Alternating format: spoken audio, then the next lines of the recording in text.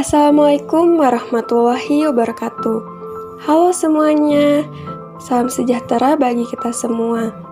Kami dari kelompok 2 dengan anggota Etin, Novita, Sophia, Wulan, dan Utari akan menjelaskan materi tentang interaksi desa dan kota, mulai dari perbedaan antara desa dan kota, wilayah zona interaksi menurut Erwin Tarto, interaksi desa dan kota beserta manfaatnya, dan teori titik henti beserta contoh soal dan pemecahannya. Perbedaan desa dan kota bisa dibilang sangat signifikan. Bahkan, banyak anggota masyarakat yang menginginkan hidup di kota dengan berbagai macam faktor atau alasannya. Kita lihat dari pengertiannya. Apa itu desa? Menurut Kamus Besar Bahasa Indonesia, desa merupakan suatu kesatuan desa yang dihuni atau ditempati oleh sejumlah keluarga, di mana wilayah tersebut memiliki sistem pemerintahan sendiri atau juga dikepalai oleh seorang kepala desa. Secara umum, desa dipahami sebagai satu kesatuan hukum di mana terdapat suatu masyarakat yang tinggal di dalamnya, yang menyangkut juga kesatuan geografis, sosial, ekonomi, politik, dan budaya. Suatu desa biasanya sulit untuk berkembang karena faktor penyebab perubahan sosialnya yang terkadang bertentangan atau berbeda dengan budaya leluhur yang dianut. Tetapi, kondisi tersebut tidak berarti bahwa suatu desa tidak bisa berkembang. Suatu desa akan tetap berkembang, hanya saja memerlukan waktu yang lebih lama dibandingkan dengan kota. Sedangkan, kota dalam Kamus Besar Bahasa Indonesia diartikan sebagai suatu daerah pemukiman yang terdiri dari bangunan-bangunan rumah secara satu kesatuan tempat tinggal berbagai macam lapisan masyarakat. Kota juga diartikan sebagai suatu daerah pemusatan penduduk dengan angka kepadatan penduduk yang tinggi dan dilengkapi oleh fasilitas-fasilitas modern. Sebagian besar anggota masyarakat kota atau penduduknya memiliki pekerjaan yang di luar pertanian atau di luar sistem agraris. Dari pengertian tersebut, dapat dikatakan bahwa kota merupakan suatu wilayah yang memiliki batas administrasi wilayah dan lingkungan hidup yang non-agraris. Sedangkan, secara geografis, kota diartikan sebagai suatu bentang budaya yang ditimbulkan atau dipengaruhi oleh unsur-unsur alami dan non-alami, di mana terdapat pemusatan penduduk yang tinggi, corak kehidupan masyarakat yang heterogen, dan sifat anggota masyarakat yang cenderung individualisme. Apa saja perbedaan desa dan kota selain pengertian dan ciri-ciri yang dimiliki masing-masing? Setidaknya ada 7 perbedaan mendasar antara desa dan kota. Yang pertama, ada kepadatan penduduk. Perbedaan desa dan kota yang saling menonjol adalah kepadatan penduduk di dalamnya. Walaupun tidak ada ukuran atau jumlah yang pasti, namun secara umum dan jelas terlihat bahwa kota memiliki kepadatan penduduk yang lebih tinggi dibandingkan dengan kepadatan penduduk pada desa. Mengapa bisa demikian? Karena biasanya sebagian masyarakat desa akan berpindah ke kota untuk mengadu nasib dengan pemikiran bahwa kesempatan kerja di kota lebih besar daripada di desa. Yang kedua ada lingkungan hidup. Perbedaan yang mencolok kedua adalah lingkungan hidup di desa dan di kota. Lingkungan hidup di desa biasanya masih dekat dengan lingkungan alam asli atau alam bebas, sehingga wilayah pedesaan lebih banyak didominasi oleh ruang terbuka hijau. Kondisi tersebutlah yang juga mengarahkan masyarakat desa pada sistem ekonomi yang cenderung ke sistem agraris atau pertanian. Kondisi lingkungan hidup di desa sangatlah berbeda dengan lingkungan hidup di kota yang lebih banyak didominasi oleh bangunan tinggi, lapisan beton, dan juga aspal. Hal tersebut berpengaruh pada kebersihan udara dan suasana yang dihasilkan. Udara di desa akan cenderung bersih dan segar serta memiliki suasana yang tenang, sedangkan udara di kota lebih cenderung panas dan kotor karena polusi udara dari banyaknya kendaraan berlalu lalang di jalan. Selain itu juga suasana di kota bisa terbilang bising atau jauh dari ketenangan. Ketiga ada sistem perekonomian. Perbedaan sistem perekonomian di desa dan di kota menyangkut aspek mata pencaharian masyarakatnya. Selain lingkungan hidup di desa yang mendorong masyarakatnya ke sistem agraris, namun tingkat kepadatan penduduk dan ketersediaannya lahan juga mendorong sektor perekonomian primer lebih berkembang di desa. Sektor perekonomian primer yang berkembang di desa seperti pertanian, perkebunan, kehutanan, perikanan, hingga peternakan. Sedangkan tingkat kepadatan penduduk dan kurangnya ketersediaan lahan di kota mendorong sektor perekonomian sekunder seperti industri dan sektor perekonomian tersier seperti jasa lebih berkembang di kota. Selanjutnya ada stratifikasi sosial. Adanya perbedaan sistem perekonomian di desa dan di kota juga mendorong adanya perbedaan stratifikasi sosial di antara keduanya. Sektor ekonomi sekunder dan tersier yang lebih berkembang di kota pasti memerlukan banyak keahlian khusus dan spesifik dibandingkan kebutuhan pada sektor perekonomian primer di desa. Oleh sebab itu, jenis lapangan pekerjaan di kota juga lebih relatif banyak atau bersifat heterogen dibandingkan dengan di desa. Kondisi tersebut juga berpengaruh pada perbedaan penghasilan yang didapatkan oleh masyarakat desa dan masyarakat kota, di mana diversitas pekerjaan yang menyebabkan terjadinya variasi penghasilan yang tinggi terutama di kota. Kondisi tersebut mengakibatkan perbedaan yang mencolok antara yang kaya dengan yang miskin di kota dibanding di desa yang masyarakatnya cenderung terlihat sama sebagai salah satu contoh ketimpangan sosial di masyarakat kota. Yang kelima adalah mengenai corak kehidupan masyarakatnya, di mana corak kehidupan di desa lebih relatif homogen atau hanya memiliki satu macam latar belakang yang sama. Kehidupan di desa juga cenderung sama saja dari waktu ke waktu. Hal ini dapat disebabkan karena adanya nilai dan norma di desa yang masih terus dijadikan sebagai pedoman dan sulitnya perkembangan terjadi di desa. Berbeda dengan desa, corak kehidupan di kota lebih bersifat heterogen atau bermacam-macam. Penduduk atau masyarakat kota biasanya berasal dari latar belakang yang berbeda-beda, seperti perbedaan etnik atau suku, agama, dan lain sebagainya. Sehingga nilai dan norma yang ada di kota mudah memudar karena mudahnya aspek-aspek perubahan sosial masuk serta mudahnya perkembangan sosial terjadi di kota. Yang keenam ada pola interaksi. Pola interaksi yang terjadi di desa dan di kota juga cenderung berbeda, di mana biasanya di masyarakat kota tidak memiliki hubungan kekeluargaan dengan masyarakat sekitarnya atau bahkan dengan tetangganya sendiri. Hal ini yang mendorong masyarakat kota pada umumnya tidak terbiasa untuk bergantung pada orang lain. Oleh sebab itu, masyarakat kota cenderung memiliki sifat individualisme dan bersifat rasional, sehingga rasa kekeluargaan dan keakraban masyarakat di kota kurang terasa dibandingkan dengan di desa. Karena berbeda dengan di kota, masyarakat desa cenderung mudah membangun atau memiliki hubungan kekeluargaan dengan masyarakat sekitar maupun dengan tetangganya, di mana masyarakat desa biasanya lebih menekankan pada unsur saling bergantung satu sama lain dan unsur kebersamaan. Kondisi tersebut juga merupakan salah satu contoh paguyuban dan patembayan dalam masyarakat desa dan kota. Yang terakhir ada solidaritas sosial.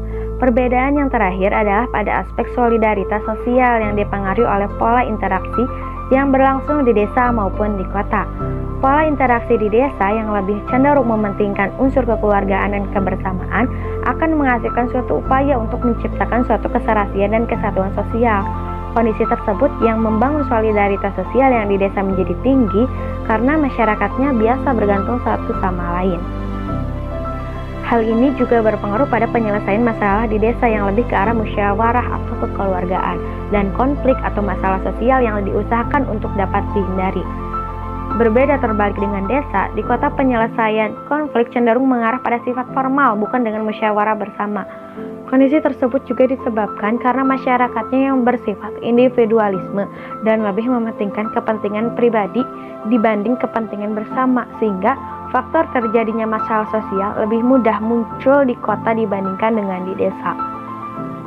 Itulah beberapa perbedaan kota dan desa yang dapat kita lihat dalam kehidupan masyarakat secara luas. Dapat disimpulkan bahwa perbedaan desa dan kota sangatlah signifikan. Namun, perlu diingat juga bahwa walaupun berbeda, namun desa dan kota saling bergantung satu sama lain. Masyarakat kota tidak akan bisa hidup tanpa masyarakat desa, begitupun sebaliknya. Wilayah zona interaksi menurut R. Bintarto. Menurut R. Bintarto, pada tahun 1983, wilayah zona interaksi terbagi menjadi 6. Yang pertama ada pusat kota atau city. City identik dengan kota atau pusat kegiatan. Kota adalah tempat semua aktivitas manusia berkumpul dan menjadi jaring utama perputaran ekonomi. Yang kedua ada suburban atau subdaerah perkotaan, yaitu wilayah yang lokasinya dekat dengan pusat kota. Wilayah suburban menjadi tempat tinggal para penglaju atau pekerja yang melakukan mobilitas setiap hari ke kota. Yang ketiga ada suburban ring, yaitu wilayah yang melingkari wilayah suburban. Wilayah ini merupakan daerah peralihan antara kota dengan desa. Yang keempat ada urban ring atau daerah perkotaan terluar, yaitu wilayah batas terluar suatu kota dengan ciri sifat mirip dengan wilayah kota kecuali inti kota. Yang kelima ada rural urban ring atau daerah batas desa dan kota, yaitu jalur wilayah yang terletak antara kota dan desa yang dicirikan dengan penggunaan lahan campuran antara sektor pertanian dan non-pertanian.